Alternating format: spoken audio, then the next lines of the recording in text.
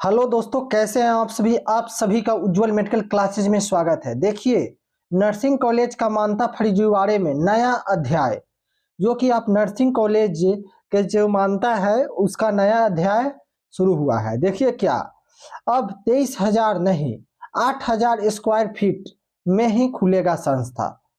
अब 23,000 square feet नहीं चाहिए, अब 8,000 ही स्क्वायर फीट में खुलेगा संस्था। अजब मध्य प्रदेश में नर्सिंग कॉलेज के फर्जीवाड़े की गजब कहानी में अब नया एपिसोड शुरू हो गया है, जो कि अब नया एपिसोड शुरू हो गया है। दरअसल सीबीआई के जांच में राज्य सरकार के लगभग 50% कॉलेज के अपात्र पाए जाने के बाद राज्य सरकार ने अपना दावा खेला है, जिससे जानकर आप भी हैरत में पड़ जाएंगे, जो कि आप भी हैरत में पड़ जाएंगे। राज्य सरकार के नियमों में संशोधन करके कॉलेजों के ही मान्यता देने के नियमों को शामिल कर दिया है। मतलब न रहेगा बांस न बाजेगी बांसुरी, जो कि कॉलेज का राज्य सरकार ने नियमों में संशोधन करके मान्यता देने का नियम को शिथिल कर दिया है। देखिए, मध्य प्रदेश नर्सिंग कॉलेज फर्जीवाड़े में की गजब कहानी में अब नया एपिसोड जुड़ गया है। दरअसल सीबीआई के जांच के 50% कॉलेज अपात्र पाए जाने के बाद भी राज्य सरकार ने दावा खेला है, जिसको जानकर आप भी हैरत में पड़ जाएंगे। राज्य सरकार ने नियमों में संशोधन करके कॉलेज को ही मान्यता देने के नियमों को शिथिल कर दिया है। मतलब न रहेगा बाज न बासेगी बांसुरी। यह भी जानना जरूरी हो जाता है कि एनडीटीवी ने इस मामले में एक पूरी सीरीज आपके सामने रखी थी। जो एनडीटीवी है न्यूज, वो आपके सामने रखी थी और इस मामले में सरकारी लीपापोती की पोल खोली थी, जो कि इस मामले में सरकारी लीपापोती की पोल खोली थी। अब ये जान लेते हैं कि सरकार ने क्या नए कायदे जारी किए हैं। दरअसल सीबीआई की रिपोर्ट सरकारी नर्सिंग कॉलेज की सच्चाई बाहर आते ही सरकार ने अपना आनन फानन में नर्सिंग शिक्षण संस्था मान्यता के नियमों का संशोधन कर दिया है।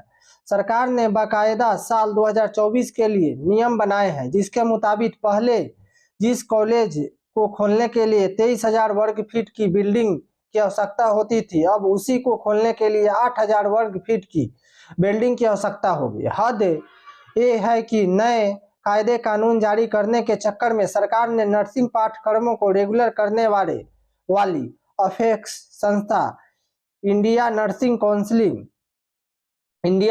काउंसिल के प्रावधानों को भी अनदेखी कर दी है। मध्य प्रदेश में नर्सिंग के बीएससी कॉलेज की स्थापना के लिए केंद्र सरकार के नियमों के साथ साथ राज्य सरकार के पुराने और नए नियमों का निगाह डालने का मामला साफ हो जाता है, इधर इस मामले के याचिका विशाल बघेल इसी बड़ी गड़बड़ी बताते हैं। उनका कहना है कि पिछले 2 सालों से कड़ी मकसद के बाद भी सीबीआई जांच के बाद कॉलेज गड़बड़ पाए गए थे और बंद किए जा रहे हैं।